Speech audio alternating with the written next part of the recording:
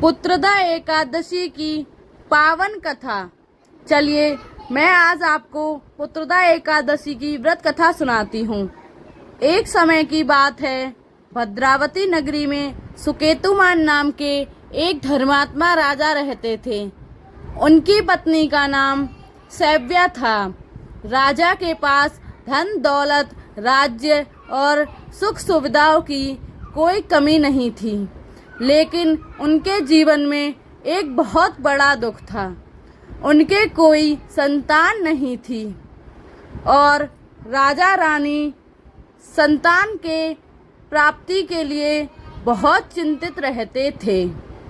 एक दिन दुखी होकर राजा वन की ओर निकल पड़े। वन में उन्हें अनेक ऋषि मुनि दिखाई दिए। राजा ने उन्हें प्रणाम करके अपनी परेशानी बताई। ऋषियों ने राजा को भगवान विष्णु की भक्ति करने को और पुत्रदा एकादशी का व्रत रखने की सलाह दी।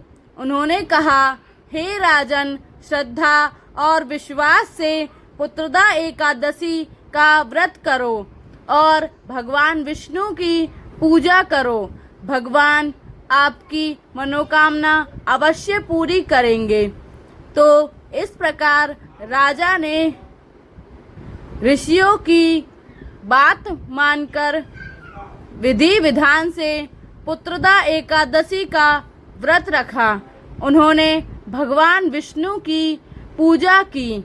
रात भर जागकर भगवान का स्मरण किया और अगले दिन श्रद्धा पूर्वक व्रत का पारण किया।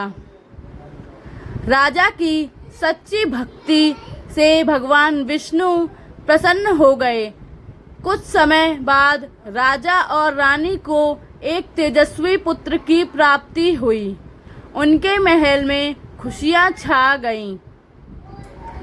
फिर तभी से मान्यता है कि पुत्रदा एकादशी का व्रत श्रद्धा और भक्ति से करने से भगवान विष्णु की कृपा प्राप्त होती है और संतान सुख की कामना रखने वाले दंपतियों को विशेष आशीर्वाद मिलता है। हे भगवान विष्णु, जिस तरह राजा सुकेतुमान और सैव्या पर आपकी कृपा बरसाई, उसी तरह सभी भक्तों की सच्ची मनोकामनाएं पूरी करें। ओम नमो भगवते वासुदेवाय नमः। इसी के साथ वीडियो बंद करके जय श्री श्याम लिखकर वीडियो